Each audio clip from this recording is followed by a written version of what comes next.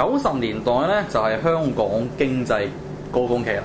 高峰期啦。咁啊呢個時候咧，但係香港係港產電影咧，又轉咗一個幾得意嘅方向。係啦，嗱第一89民運真係信心危機，信心危機去到最危嘅時候啦。嗱，有人只會得兩種選擇，一係走，一係留，一係留。咁走唔到嘅人就點咧？經濟好好喎，係啦，又好有銀啊。係啦，但係都唔知將來點樣。係97後點樣？97後會唔會維持住嗰一樣嘢咧？咁樣會共產咗咧？係啦，咁其實喺89年之前咧，有啲人咧，應該有套戲咧，其實大家如果一套好出名嘅戲咧，已經喺度問緊一樣嘢：97後香港究竟係點？英雄本色，英雄本色，周潤發不斷問，即係不斷問緊呢個問題，即係咪都係咁繁榮咧？有好多個地方都會見到。其實已經開始問呢樣嘢。譬如係咪睇夜景嗰個？係啦。係睇夜景，即係話原來香港夜景係咁靚嘅。係啦。即係咩一剎那之間摧毀咗佢又。係啦。太可惜啦咁樣。究竟佢已經開始問緊一樣嘢？當年呢套有好出色嘅英雄片啦，周潤發嘅亦都即係佢哋可以呢一種點解佢嘅戲可以走出？點解香港槍戰片走出國際之後就會走出國際？其實當然呢啲係一個奠基啦。咁因為佢哋拍出嚟嘅嗰種嘅英雄感係同外國嘅英雄係完全唔同，係好有人、好有血有肉嘅。咁亦都係你嗰個香港電影一個成就咯。咁去到90年代咧，因為89民運之後咧，個個都喺度問緊呢個問題，經濟都好好。咁咧留下來嘅人點樣咧？咁啊4個字啦，醉生夢死。醉生夢死。我聽話醉生夢死咧，你睇嗰時拍嘅戲已經知啦。今朝有酒今朝醉。咁當然90年代一定要講周星馳啦，一定要講。係啦，周星馳拍嘅無厘頭好搞笑，呢個係好似整蠱專家啊嗰啲啦。係啦，整蠱專家啊、逃學威龍啊嗰啲啦。係。咁其實點解嗰啲戲會喺嗰個時代特別會有一個共鳴咧？因為個時代不確定性實在太大，對將來嘅不確定性實在太大。係。究竟97後點樣？香港變成點樣咧？係。嗰個生活可以維持落去咧？會唔會好似89天安門上面發生嘅事會喺香港發生咧？係啦，好驚噶嘛，講唔埋噶嘛，歷歷在目喎。係歷歷在目。咁咧，周星馳一種無厘頭型嘅搞笑咧，就係咧反映咗個時代。有啲人唔需要理由嘅，唔需要有咩目標。係。今日做咗先算。明白。即係享樂主義其實喺嗰時泛濫得好緊要嘅。係啦，因為係嗰個時代開始滋長，咁當然而家可能你會覺得有啲人覺得更加嚴重咗啦，因為對將來都唔知有咩希望啊嘛。更加嚴重咗啦，咁其實係嗰時開始嘅，因為實在不確定。係啊，就算我點講大陸唔會點做都好，即係點樣話馬照跑冇照跳都好。係啊，點馬照跑冇照跳，一國兩制驚嘅50年不變都好，都係驚。香港人打從心底都係驚。係啊，但係又無力喎。走唔甩啊嘛！你又唔夠打咯喎！係啦，唔打你邊個香港人識打仗啊？冇噶嘛，一個都冇啊嘛！係啦，又唔得，又唔可以獨立咯喎！係啊，獨立唔到啦！係啦，咁變咗嚟講，嗰條走向就變咗向咗呢條路。明白。係啦，咁另一種咧，醉生夢死嘅典型咧，就係咧90年代特別多3級片、豔情片嘅。係，仲要好獨特地，香港拍咗一樣好特別嘅豔情片，個古裝豔情片，即係好似近期大家如果有啲人睇 3D 肉蒲團都係咁樣啦，係咪？咁一個 revival 嚟嘅。係個 revival 啦，咁但係嗰時嘅拍嘅沙片係相當你可以話糜爛，亦都真係好多。係，好荒唐噶嘛，同埋係要。係啦。主題係我都主題嘅隔離荒唐。係啊，因為嗰個時代實在冇咗方向，亦都及時享樂。所以有啲官能嘅刺激啊，令官能嘅刺激咪會吸引到觀眾咯。係啦，即係所以嗰時有好多拍電影拍咗好耐嘅，走去拍3級片，即係拍豔情片。咁其實就當然作為演員要揾食啦，係咪？亦都係因為個時代就係向住呢一邊走。明白。係啦，即係你最經典當然好多人都識啦，李麗珍啦，李麗珍拍3片㗎啦，係啦。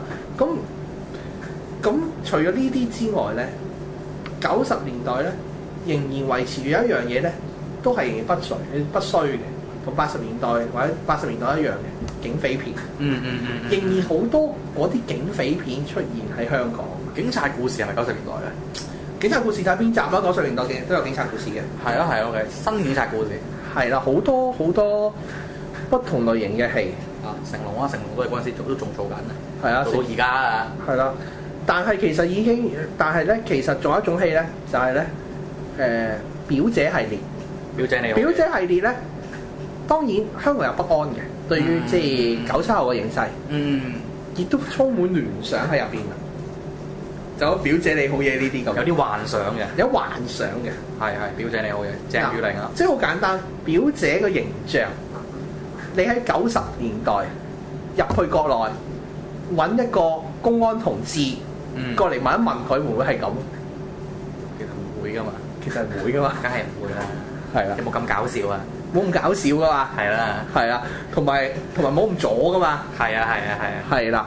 至少肯定唔係高舉毛澤東啦。係啦，唔會高舉毛澤東噶嘛。係啦。咁但係咧喺嗰套戲咧就 show 曬出嚟嘅。即係佢就好用，當然佢用個搞笑嘅手法啦，因為嗰個社會氣氛都係啲搞笑片為主，因為嗰時實在冇咗方向。即係及時享樂，咁你再拍到拍啲好沉重嘅戲咧，咁唔會係票房嘅保證啊。當然係啦。咁咧，但係最記得我唔知邊套表姐系列啦。講一個問題好得意嘅，其實咧，阿表姐咧最後咧都好似頭先講緊公子多情嗰個嘅周潤發一樣嘅。最後都變一個 typical 嘅香港人。真係想講呢樣嘢嘅喎。係。即係就算啲同胞點樣左傾思想乜都好啦，都同化到佢嘅。係。但係最得意咧，甚至咧所有政治問題都可能解決嘅喎。係，包括國共合作都得。包括國共合作都得嘅喎。就有啲就喺呢啲電影度反映。即係香港，即係其實亦都可以講到一種心態，就係咧香港人咧。想喺個政治漩渦裏邊咧置身事外，想喺政治漩渦置身事外，實質上係唔得噶嘛？得唔得見仁見智。應該話咁講，係啦。個結果咧就必須承受，係啦。但可惜你係冇決定權嘅。係啦。即係個政治漩渦裏邊咧，即係因為左右有左都好啦。咁佢哋咧係唔想理會嘅。係，就唔想理會。係啦，唔想理會嘅。咁就一路97前嘅電影就係咁樣啦。係。97後電影咧，就有啲完全唔同嘅情況出現。金融風暴啦。係啦，97大家知金融風暴啦，回歸後即刻有金融風暴啦。係啊，董伯伯一嚟就整份大禮過佢。係啦。97後拍嘅電影咧有一個特點，97後第一，97前後拍嘅電影佢會問幾個問題，譬如。睇陳果啲戲，香港製造，去年煙花特別多。好沉重。佢都不斷問緊一個問題：香港究竟仲有冇以前嘅光輝咧？即係不停咁問緊呢個問題，喺度懷念緊過去。係啦，即係覺得即係而家即係基本上即係問呢個問題，其實問你問得即係基本上你覺得唔係啦。佢冇講到。即係你會問呢個問題嘅話，即係如果你係你內心冇懷疑過嘅，究竟會問㗎嘛？係咪真係一如大家所講，回歸後繼續安定繁榮，人人都掂？原來係有啲人係唔掂嘅。就喺香港製造嘅李燦森，明白。同埋去年煙花特別多裏邊嗰個英兵一樣。就係呢啲人喺回歸裏邊，佢哋係可能係一啲受害者。咁從而去問究竟香港嘅未來究竟會唔會好似以前一樣？係啦，即係會好似以前80年代欣欣向榮啊，90年代醉生夢死啊等等咁嘅情況。醉生夢死都冇啦，因為你經濟唔好啊嘛。係啦，金融風暴拍嘅戲咧就好得意，有一個特點嘅。金融風暴拍嘅戲嘅一個特點就係黑色、灰暗，好灰暗、暗戰，係好灰。係暗示好灰，真係好灰。縱使去到無間道，都係好灰。係啊係啊。當然啲戲已經其實因為香港警匪片頭先提過，就因為有血有肉啦，可以出到國際地位啦、國際市場啦。呢啲戲咧嗰種灰暗嘅程度咧，其實嗰種灰暗嘅程度咧，正正就反映咗當時香港嘅經濟情況。係啊，係啦。當時香港經濟暗戰係幾時啊？02嘅好似。02。係啊，嗰陣時就。02其實經濟都唔好嘅，你不過咁即係就冇沙士嗰陣咁差。係啊，沙士嗰陣最差。再差啲。係啊，嗰時拍嘅好灰。好灰得好緊要。拍嘅警匪片、暗戰、槍火，好多警匪片嘅嗰時。係啦，警匪片真係嗰時開始真係打到入國際啦嘛。係啦。咁去到經濟開始好轉啦，呢幾年叫做。係啦。咁就開始有第二種嘢出現啦。第二種嘢出現咧，就係、第一就係、有一啲開始想翻個時代，就開始要攞翻香港人個根。即係其實係一種對抗嚟嘅。係同乜嘢對抗啊？要同一種被國內化嘅對抗嚟嘅。係明白。你睇到一啲好本地化電影，譬如睇你近呢幾年睇《歲月神偷》啦，《歲月神偷》好本地化，係懷念翻香港以往嘅年代，永利街，大家互相幫助，一啲好勤奮嘅人，究竟點樣為香港嘅社會發展作出貢獻？呢啲戲開始拍翻，明白，係啦，呢啲戲開始拍翻，都漏咗一題。頭先我應該講漏咗套戲，其實咧講緊一個灰嘅時代，仲有一樣嘢嘅，仲有一套戲咧就係叫做《玻璃之城》。哦，《玻璃之城》黎明。玻璃之城其實就係即係97嘅戲，97年嘅戲。係就97年㗎嘛。其實咧就開始喺度問緊，其實佢都係問緊一樣嘢，就係香港之後咪繼續會繁榮，因為好似變咗個空殼嘅城市。就玻璃製㗎啦。玻璃製嘅，係啦。睇到晒裏頭。冇晒所有嘅熱情，透明嘅，係啦。咁講翻頭先，去翻頭先講即係近期嘅電影啦。第一種就係本土嘅，第二種咧就真係有啲國內化啦，即係個時代問題啦。因為我哋香港電影真係要面向國內啦。國內大家都知好多限制啦，喺有些政治議題啊、社會議題上好多限制，好多唔能講得嘅。咁好多所謂合拍片嘅出現，而嗰啲合拍片嘅特色好得意嘅喎。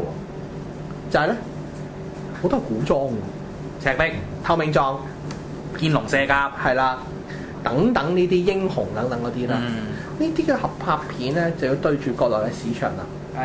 係啦，所以而家你可以話當然香港嘅電影國內市場好重要，國內係一個好開發潛力好大嘅市場，但係亦都因為要入國內市場，令到香港電影嗰個取材等等，就唔似以前講咁百花齊放。